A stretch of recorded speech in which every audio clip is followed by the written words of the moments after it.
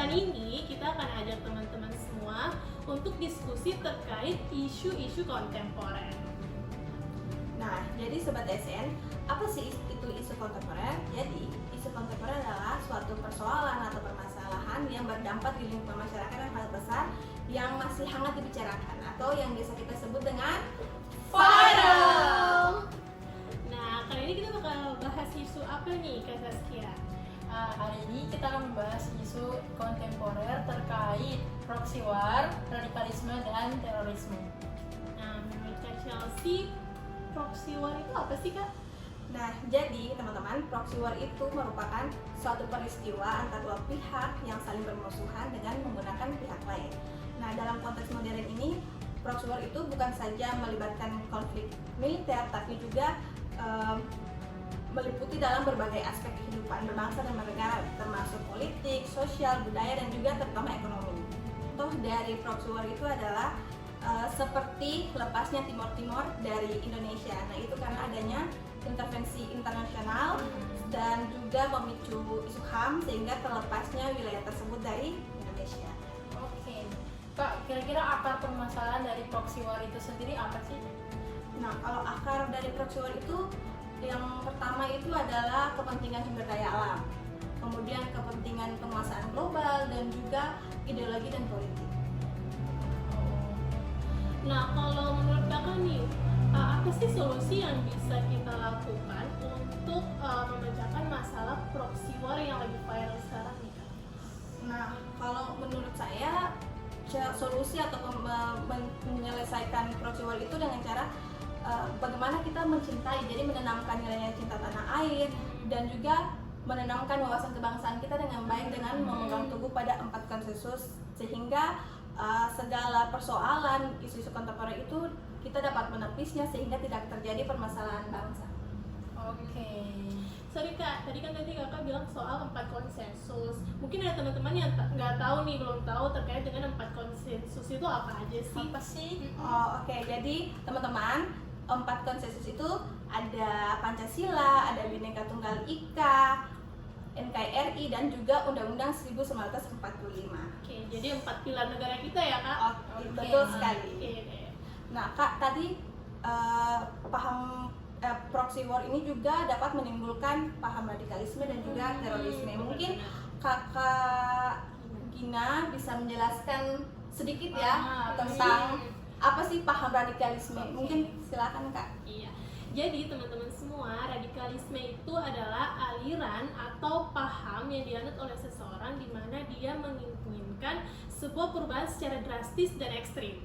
Nah, biasanya perilaku radikalisme ini itu dia selalu diikuti dengan tindakan-tindakan yang menjurus pada kekerasan atau tindakan-tindakan yang ekstrim. Yes. Orang-orang yang sudah terpapar paham radikalisme ini dia biasanya tuh memaksa. Pokoknya dia harus yang paling benar. Dia harus maksa orang ikut apa yang dia pahami, apa yang dia yakini paling benar, seperti itu. Tidak boleh teman-teman. Iya, tidak boleh ya teman-teman. Dalam hal apapun kita tidak boleh bersikap radikal. Nah, contoh dari orang-orang yang sudah terpapar paham radikal ini itu seperti dia tuh tidak mau terima pendapat orang lain. Oh, begitu ternyata. Iya, jadi dia tuh merasa bahwa dia yang paling benar. Gitu. Kemudian dia juga tidak mau menerima perbedaan dalam hal suku, ras, agama, budaya. Jadi dia merasa dia yang lebih baik daripada orang-orang dari suku lain misalnya, atau agamanya dia yang paling benar. Nah, itu tidak boleh ya teman-teman, itu termasuk dari contoh paham radikal. Kemudian juga dia bisa menghalalkan segala cara untuk mencapai tujuannya dia. Wow. Kak, kalau gitu apa sih akar masalah dari radikalisme itu sendiri? Nah, jadi akar masalah dari radikalisme ini itu ada beberapa faktor nih, bisa dilihat dari faktor ekonomi, faktor politik sosial, dan faktor ideologi. Nah, jadi terkait dengan faktor ekonomi itu contohnya seperti adanya kesenjangan antara si kaya dengan si miskin. Jadi kemiskinan, pengangguran itu ternyata bisa membuat seseorang itu mudah untuk dicecoki dengan paham radikalisme ini, teman-teman. Nah, jadi biasanya semakin kekurangan orang itu akan semakin mudah tuh untuk didoktrin terkait dengan paham-paham radikalisme. Nah, terkait dengan politik dan sosial juga, misalnya pemerintah ternyata dalam melaksanakan tugas dan tanggung jawabnya kurang memihak kepada rakyat, atau misalnya pemerintah tidak bisa memenuhi dari kebutuhan masyarakat. Nah, itu juga bisa memicu paham radikalisme oleh rakyatnya sendiri. Karena rakyatnya merasa tidak puas, masyarakat tidak puas dengan sistem pemerintahan yang berjalan, akhirnya akan muncul tindakan-tindakan radikalisme. Contohnya seperti tindakan ekstrim kayak pemberontakan misalnya, seperti itu. Nah, kemudian terkait dengan paham ideologi ini yang paling penting. Karena kalau misalnya seseorang sudah terlalu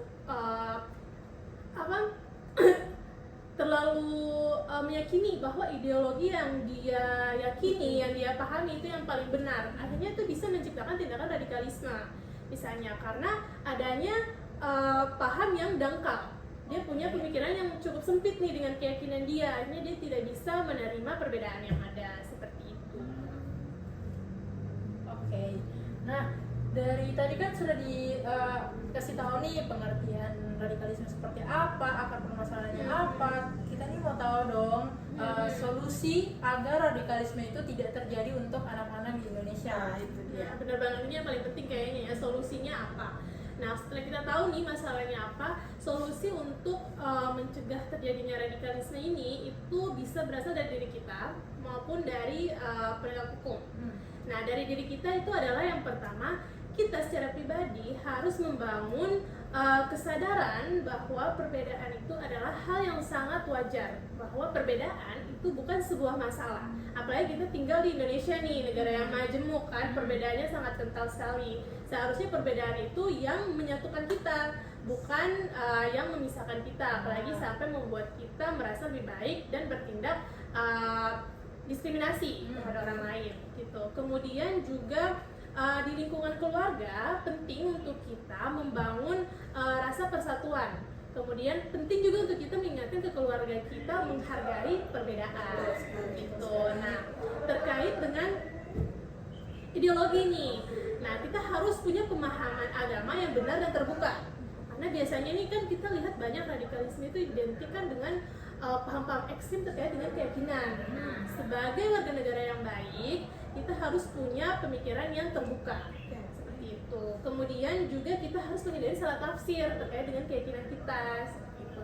Dan yang paling penting adalah penguatan terkait dengan nilai-nilai Pancasila. Nah, kenapa nih Pancasila yang paling penting? Karena ideologi Pancasila yang ada di negara kita itu merupakan filter terhadap nilai-nilai yang kita terima.